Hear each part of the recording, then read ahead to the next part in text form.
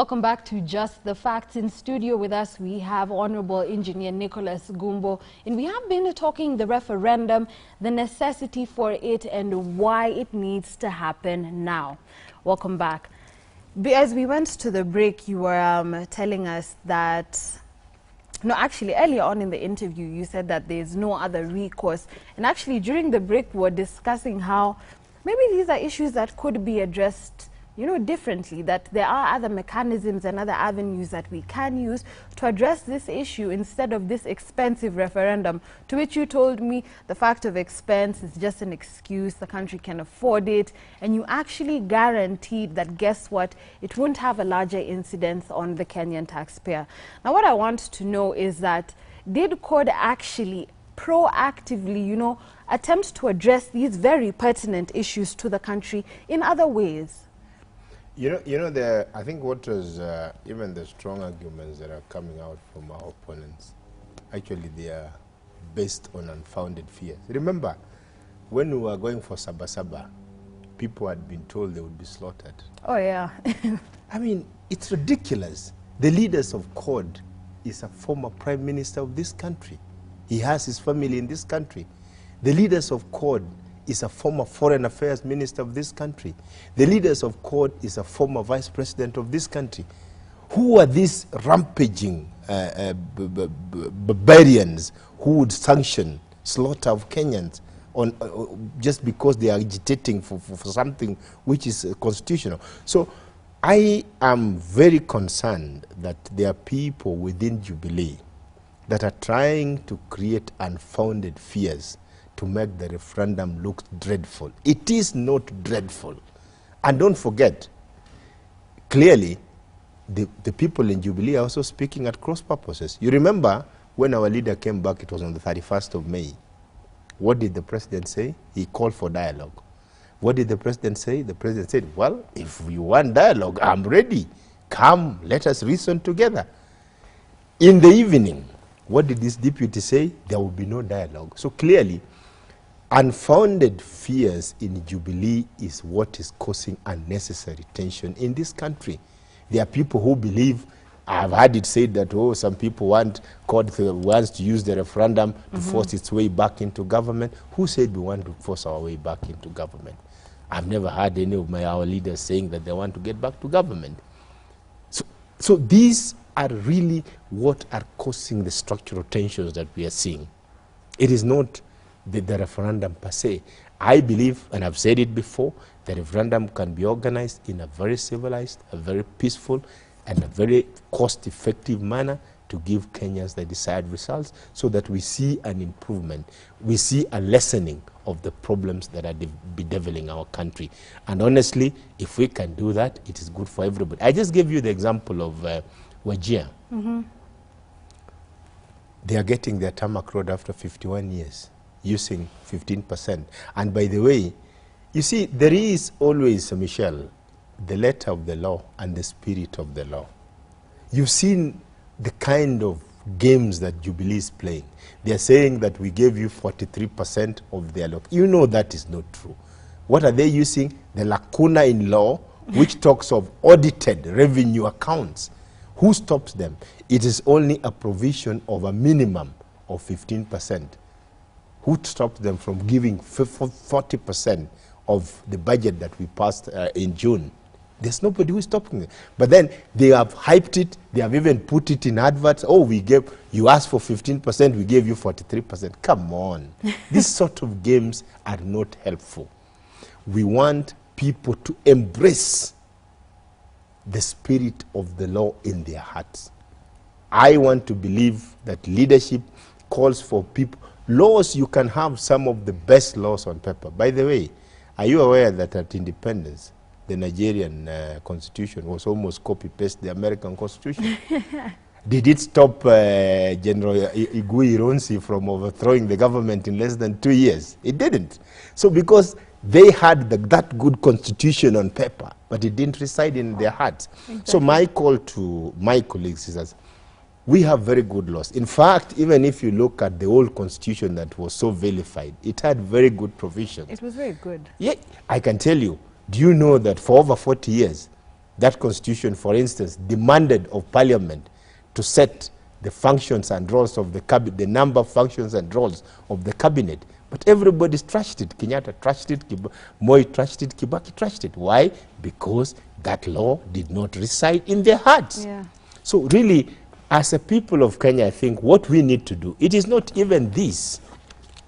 The American Constitution, even if you look at it, I'm sure you can look at it through the internet, it's hardly 7 pages. In fact, the original Constitution was only 7 articles. And the UK doesn't have a written constitution. The UK doesn't have a written constitution. Are they not better governed than ourselves? By so far. I think what we need as a country is not even these questions. If today, for example, Yes. we would have tangible offers where you say, because at the end of the day, if you gave 40% of the budget, will it be used in Uganda? No, it will be used in Kenya. Exactly. If Wajir can build a few kilometers of tarmac road with 15%, what would happen if you gave them 40%?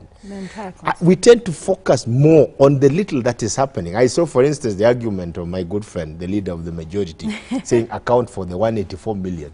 You know, an audit query is just an audit query. Somebody, it could just be an opinion. Maybe somebody cannot trace the vouchers. Yeah. Somebody, does that make somebody be leveled, you know, to have a questionable conduct? And in any case, today, if we lose money in the treasury, do we ask the president or the cabinet secretary for treasury? So these are questions that are back and forth. But I think fundamentally, we will move forward as a country when the laws move from the papers that we have written on and reside in our hearts. Exactly. Why wouldn't it bother me today if I had 10 positions to give and I have 10 different people to give? If I keep on giving that same position because I like Michelle, what is it in me that is not telling me that that is wrong? Merely because the father is an engineer like me, I think she deserves everything and all these other fellows who are here don't deserve? Do I need a written law to tell me that, you know, what you're doing is wrong? No. So let us move our laws, the Constitution included, from the paper they are written on and give them a place in our hearts, and Kenya will move forward. I like that you've said that. One of the pinnacles of the Constitution was how it really stipulated the functions of our legislative house. Yes. And the Senate. And the Core Kenya initiative that I have been made to understand is part of one of the factions that is pushing the referendum idea, has save for the few issues that CORE wants to address, actually went straight down to the grassroots and got a wide array of issues that Kenyans also want addressed within this referendum. And one of them was the relationship between the National Assembly and the Senate. And they wanted to make both houses accountable to each other, that no law could be assented to by the president unless it had passed both houses. And I felt like that was a great move, because I think one of the side effects that devolution has brought is a lot of infighting between the Senate and the National Assembly.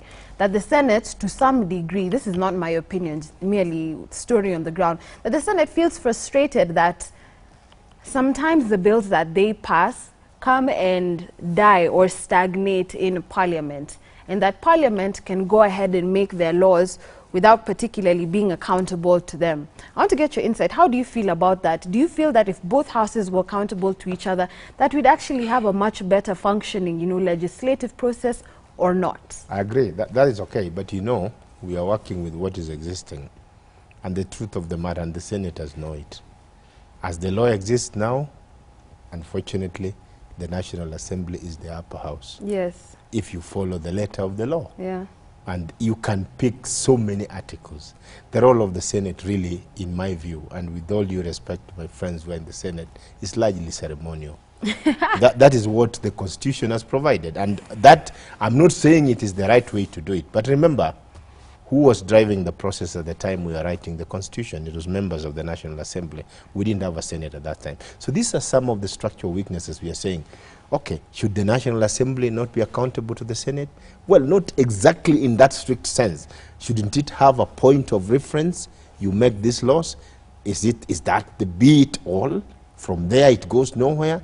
I think that is one area that we could look at. But as it stands today, and it is no fault of the National Assembly, the National Assembly is the stronger house, without a doubt. You see, I see some of the debates going on in the Senate, and you obviously look, I mean, you get the impression of people who are trying to pack in as much as possible within the too much time that is available, while the other house is racing against time. There are so many constitutional deadlines that are imposed on the National Assembly. The same doesn't apply for the Senate. So this is why we are saying, remember when we started even the dialogue issue, we didn't even go out to the leaders like ourselves. We went to the teachers, went to the farmers, went to the students, went to the doctors, went to all, you know, the entire spectrum of the Kenyan society. What is it that you see that you've not been happy with within the 1 year that we have tried this model that we have today? And they spoke. Of course, it's a myriad of issues. There are people who for instance, when it says that every Kenyan has a right to shelter, there are people who interpret it to mean that the state should build houses for people. When it says every Kenyan has a right to food, remember, we have one of the most progressive Bill of Rights in the whole, I think probably in the whole world. I don't remember hearing of a country which has such a progressive Bill of Rights. Implementing that Bill of Rights is not easy. Because when you say, what does it mean, for instance, when you say every Kenyan has a right to shelter, does it mean that if I don't have a roof over my head, I can take the head of state to court and demand that we swap places? He comes to live in the shack that I live in, and I go and live in State House. These are the things that we are talking about. We did it at the time. We have experienced it. We have tried it. We have seen that some of the provisions were not very... Look at... I'll give you another case. If you look at Article 2.5, it says the principles of international law shall form the laws of Kenya. Yeah. But when you look at Articles 95, 96, and 97, it says the legislative authority of the land is vested on Parliament. So, is that not a contradiction? Doesn't it mean, therefore, that if our minister, for instance, goes to an international conference and pens an agreement, that will be a law? Where does he get the mandate to make that law? Yes. So you see, these sort of things, Michelle, there are quite a lot of things here that we need, and that's why I've always advocated for sobriety. Let us come together. Don't start saying, you know, we're hearing ridiculous pronouncements. A governor, like the other day, Governor Kenuti Mbugwa in Nakuru, saying CORD is not welcome in Nakuru. When he's talking of CORD not being welcome in Nakuru, the MP for Nakuru town itself is a CORD MP. So did he get elected from us? He has his supporters. So you see, this kind of ridiculous statement, a highly educated man like Professor Kithure Kindiki, saying Raila keep off Tharaka Nithi, telling Raila, honestly, is that where... I think I want to extend and listen to people of Kenya how to run public affairs. When I was contesting in 2007, yes, my constituency is very interesting. It is 2 divisions and 8 locations. The 2 divisions intermarry a lot. One of the fellows, who is a fairly educated man, went about, because Raphael Tuju, who was the MP then, was coming from my division, and we are related. So he went about and telling his division, look, if you elect Gumbo, their division will have had 2 MPs in a row. Please, my people, don't elect him. And then I remembered, but this guy's mother comes from my division. So since he wants his people from his division to vote for him, why don't I go and ask his mother for his vote? So he comes to his house, he finds me and says, what are you doing here? I said, yeah, I'm here because you have advocated that everybody should look for votes for people from their division, and your mother comes from my division. So I've come to ask her for my vote. You see, it's ridiculous. But then I told him, you are free. The same way I've come to ask for your mother's vote. My mother is very old. Go and ask her for her vote. But she will not give you because I'm her last born and I'm her favorite child. So, but your mother will give me because you have divided the constituency into 2. I have not divided the constituency. She comes from my area, so she is obligated. And the guy lost. Even after he went to NAC, he lost even miserably. You see, This kind of things, Michelle, don't help. Kenya has gone beyond that. You cannot demarcate a country just because somebody is expressing an opinion that you tend not to agree with. You say, I don't want you here. Come on. That is wrong. We can't go back there. Exactly. It is gone, done with. We have dusted it, and you know it is buried. We can't go back there. If Kithure Kindiki wants to come to Rarieda, I will facilitate him and tell him, come, but these people here want a referendum. They will listen to you, and when you leave, they will tell you, my friend, go back, but we have listened to you, but we still want the referendum. That's Similarly, we should also, even if we don't say it, you can never come out to start saying that, oh, we don't want you here because I represent 140,000 people. Honestly, I would be lying to you if I told you all the 140,000 people want the referendum. There are people who, for reasons maybe similar to what you're advancing, they feel we don't need it. Yeah. But I know that if I go about as their leader, somebody whom they are mandated, and give them the facts on the table, I know I'll convince an overwhelming majority of them to see it the way I'm seeing it. And that is the way we should do it in the Kenya of the 21st century. And I like that you brought that up, because my viewers, they tend to give a bit of feedback. And one of the notions that seemed to be running around a lot is that Kenyans feel like they are merely a pawn in this political game in the country.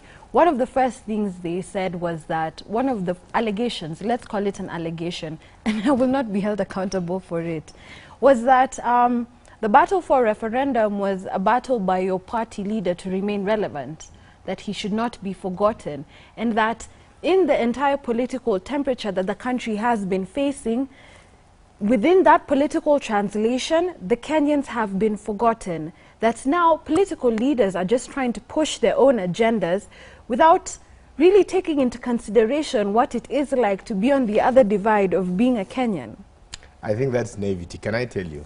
Raila Odinga doesn't need a referendum to be relevant. There was a very interesting incident. You know, a lot of these things go unnoticed, where CORD had organized a rally somewhere in the country, and our opponents felt that to try to, you know, to lessen the effect of that rally, they also organized theirs. This is some part of the country which I will not talk about. People out of their own choices came to our rally. There were more people in our rally than theirs. So is that somebody, does that look like somebody who is fighting for relevance? I don't think so. Again, those are what I was telling you earlier, excuses.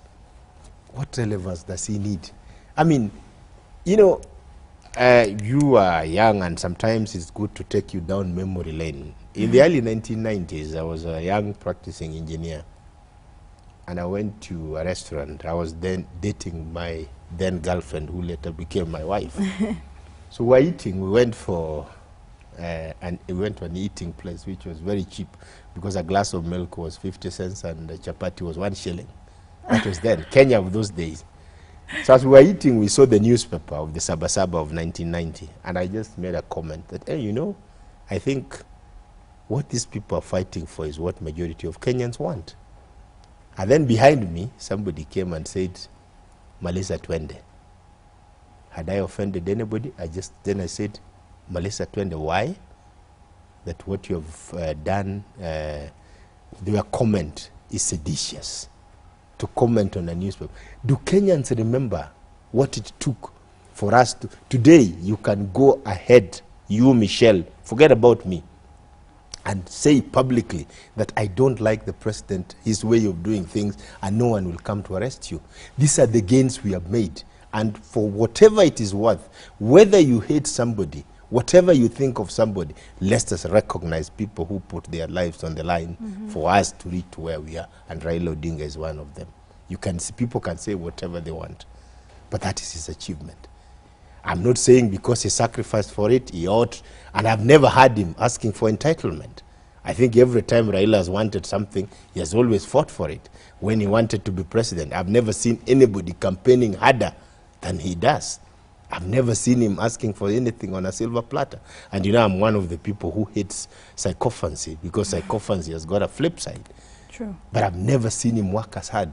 What relevance does he need? He has his constituency.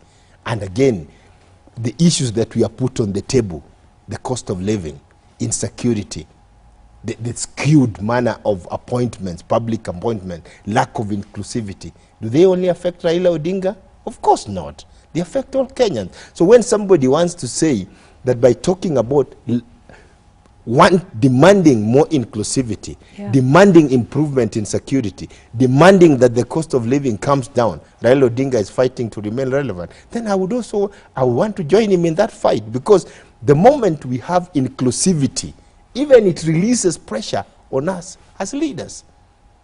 Look at the cabinet as we have today. Honestly, is it right that two communities should hold 60% of the cabinet slots? What is so difficult? If there are 18 cabinet slots, what is so difficult for the president spreading them? I would, if I was sitting there, I promise. If I had 18 slots, 18 different communities.